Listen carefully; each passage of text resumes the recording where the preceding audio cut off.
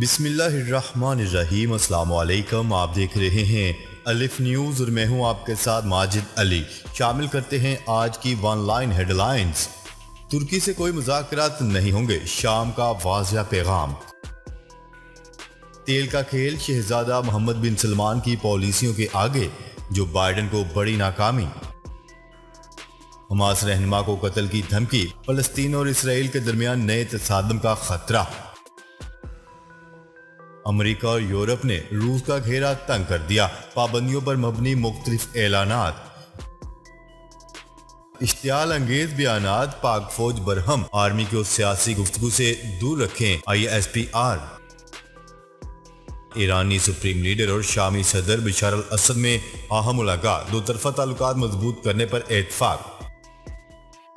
Petroleum مصنوعات پر subsidy ختم کرنے کی تیاریاں، مہنگائی کی شرح بڑھنے کا امکان۔ پاکستان اور دنیا بھر کی خبروں سے باخبر رہنے کے لیے الف نیوز کو سبسکرائب کر لیں اور بیل آئیکن کو کلک کرنا نہ بھولیے گا۔ ناظرین، اپنی آرا کا اظہار کومنٹ سیکشن میں لازمی کیجیے گا۔ ہیڈ لائنز آپ نے جانی، اور بڑھتے ہیں خبروں کی تفصیلات کی طرف۔ شام کا کہنا ہے کہ ترکی سے مذاکرات کا کوئی ارادہ نہیں ہے۔ روس میں شام کے سفیر نے دمشق کے بارے میں ترکی کی جارحانہ پالیسیوں کی مذمت کرتے ہوئے کہا ہے کہ دمشق کا انقرہ سے گفتگو کا کوئی ارادہ نہیں۔ نیوز رپورٹ کے مطابق شام کے سفیر ریاض حداد نے بتایا ہے کہ ان کے ملک کے حکام کو ترک حکام کے ساتھ تنازع کے حل کے لیے بات چیت شروع کرنے کا کوئی امکان نظر نہیں آتا۔ شام کے بارے میں ترکی کی پالیسیوں پر تنقید کرتے ہوئے ریاض حداد نے رشیا ٹوڈے سے بات چیت کرتے ہوئے کہا ہے کہ انقرہ وقتاً فوقتاً صوبہ الحسکہ میں لاکھوں شامیوں کو پانی کی فراہمی بند کر دیتا ہے، کیونکہ اس نے آستانہ عمل مذاکرات کی ضامن حکومت کے طور پر ضروری وعدوں کے حوالے سے اپنی ذمہ داریوں پر عمل کم کر دیا ہے۔ ان کا کہنا تھا کہ آستانہ عمل مذاکرات شام کی علاقائی اور عارضی سالمیت کے احترام کے لیے ہو رہے ہیں، جبکہ ترکی دہشت گرد گروہوں کی حمایت جاری رکھے ہوئے ہے اور تنازع کے پرامن حل کے راستے میں رکاوٹ پیدا کر رہا ہے۔ لہٰذا ہمارا انقرہ کے ساتھ حکومتی عہدیداروں کی سطح پر مذاکرات کا تب تک کوئی منصوبہ نہیں ہے جب تک کہ ترکی دمشق کے خلاف اپنی جارحانہ پالیسیوں کو ختم نہیں کر دیتا۔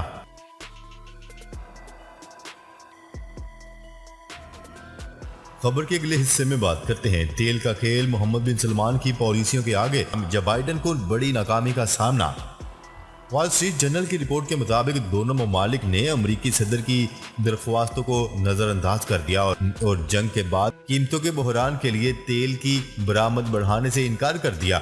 اب ایسی خبریں بھی سامنے آ رہی ہیں کہ جو بائیڈن کے سینئر مشیر دونوں ممالک کے اچھے تعلقات کے لیے موسم بہار میں سعودی عرب کا سفر کرنے کی سفارش کر رہے ہیں۔ ایسا تصور کیا جا رہا ہے کہ سعودی عرب کے ولی عہد محمد بن سلمان، جو در حقیقت السعود حکومت کی باغ دھوڑ سنبھالے ہوئے ہیں، وہ چاہتے ہیں کہ امریکی صدر جو بائیڈن کو ان کے پہلے والے سلوک کی وجہ سے بے عزتی کا احساس دلائیں، کیونکہ جو بائیڈن نے امریکی صدر کا صدارت کا عہدہ سنبھالتے ہی ایک رپورٹ شائع کر دی تھی کہ جس میں سعودی عرب شہزادے محمد بن سلمان کو سینئر صحافی جمال خاشقجی کے قتل کا ذمہ دار قرار دیا گیا تھا۔ اس وقت یوکرین اور روس کے درمیان جاری جنگ نے سعودی عرب کے متنازع ولی عہد کے ہاتھوں میں ایک بہترین موقع دے دیا ہے۔ وہ تیل کے کھیل سے جو بائیڈن کو جواب دینا چاہتے ہیں۔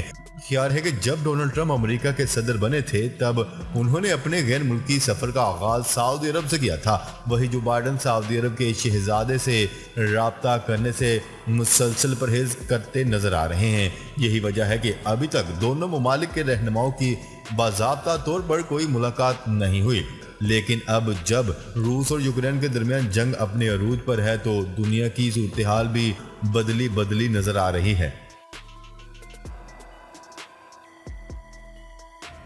خبر کے اگلے حصے میں بات کرتے ہیں حماس رہنما کو قتل کی دھمکی، فلسطین اسرائیل نئے تصادم کے دہانے پر۔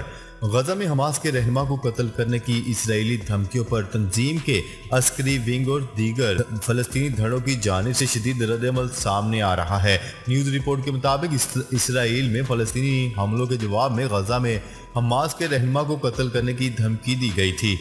ذرائع ابلاغ کے حکام کے حوالے سے بتایا گیا ہے کہ اسرائیل غزہ میں حماس کے سیاسی بیورو کے سربراہ یحییٰ سنوار کو رمضان کے دوران کی گئی تقریر اور اسرائیل کو دی جانے والی دھمکیوں کے بعد قتل کرنے کی منصوبہ بندی کر رہا ہے۔ فلسطین کے حملوں کے جواب میں غزہ میں فوجی آپریشن کرنے کی اسرائیلی دھمکیوں میں اضافہ ہو رہا ہے۔ فلسطینیوں کے حملوں کا آغاز رمضان کے دوران ہوا، جن میں سے آخری آپریشن میں تل ابیب کے مشرق میں واقع ایلات میں 3 اسرائیلی ہلاک ہوئے تھے، جس پر اسرائیلی وزیر دفاع بینی گینٹر کا کہنا تھا کہ ہم اپنے اقدامات کو دیکھ رہے ہیں اور ہم اپنے فیصلے کریں گے۔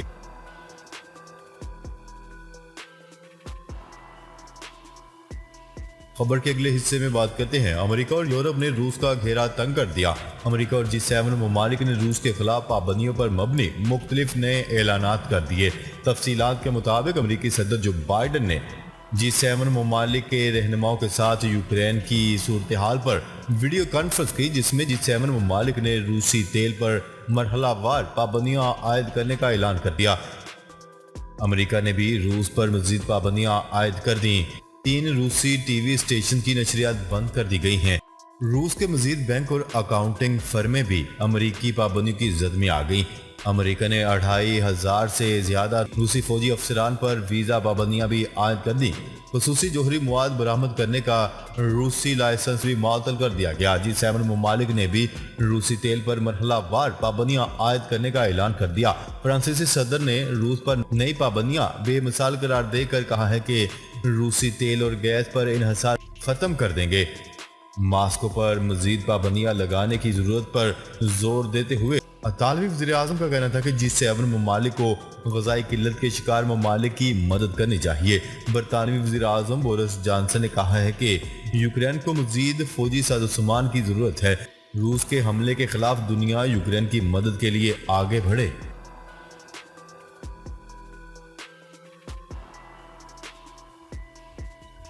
خبر کے اگلے حصے میں بات کرتے ہیں۔ پاک فوج کے شعبہ تعلقات عامہ ISPR نے کہا ہے کہ مسلح افواج کو سیاسی گفتگو میں گھسیٹنے کی کوششیں کی جا رہی ہیں۔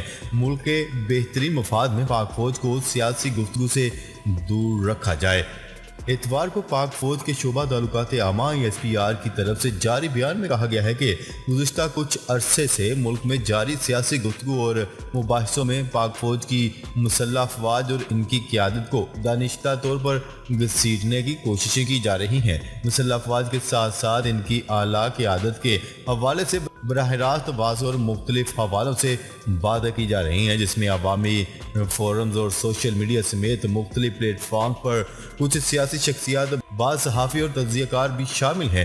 ان سیاسی مباحثوں اور گفتگو میں غیر مصدقہ، حد امیز اور اشتعال انگیز بیانات اور ریمارکس مسلح افواج اور ان کی اعلیٰ قیادت کے بارے میں دیے جا رہے ہیں، جو کہ انتہائی نقصان دہ ہیں۔ پاکستان کی مسلح افواج ایسے غیر قانونی اور غیر اخلاقی عمل کا حصہ نہیں ہو سکتی۔ مسلح افواج اور اس کی قیادت توقع کرتی ہے کہ سب افراد قانون کی پاسداری کریں گے اور مسلح افواج کو ملک کے بہترین مفاد میں سیاسی گفتگو سے دور رکھا جائے۔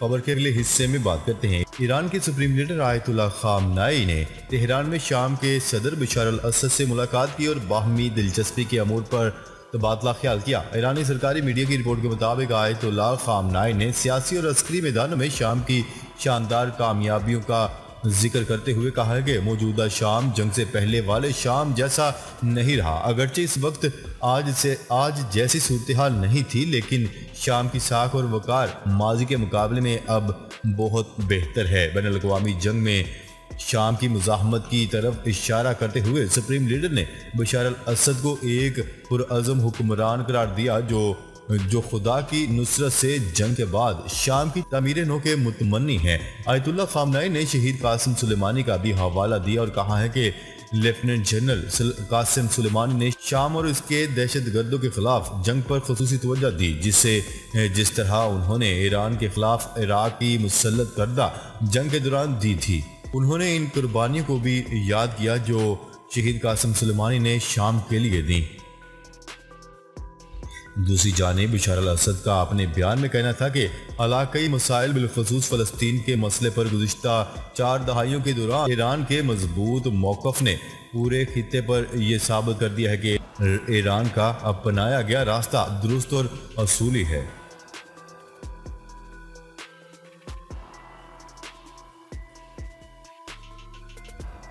خبر کے اگلے اور آخری حصے میں بات کرتے ہیں آئی ایم ایف کی شرائط پر پیٹرولیم مصنوعات پر سبسڈی ختم کرنے کی تیاریاں۔ وزارت خزانہ رواں ہفتے کے دوران سبسڈی ختم کرنے کا پلان تیار کریں گی۔ ذرائع کے مطابق بجلی کی فی یونٹ پر دی گئی سبسڈی بھی ختم کیے جانے کا امکان ہے۔ آئی ایم ایف سے مذاکرات کے دوران سبسڈی ختم کرنے کا پلان پیش کیا جائے گا۔ پاکستان اور آئی ایم ایف کے دوران مذاکرات 18 مئی سے شروع ہوں گے۔ آئی ایم ایف کے ساتھ قطر میں 10 روز تک مذاکرات جاری رہیں گے۔ پاکستان اور آئی ایم ایف کے درمیان مذاکرات میں آئندہ بجٹ تجاویز زیر غور آئیں گی۔ حکومت اس وقت پیٹرولیم مصنوعات پر 65 ارب روپے کی سبسڈی دے رہی ہے۔ ناظرین، اب تک کے لیے اتنا ہی۔ مزید خبریں لے کر بہت جلد آپ کی خدمت میں حاضر ہوں گے۔ تب تک کے لیے اپنا خیال رکھیے گا۔ اللہ نگہبان۔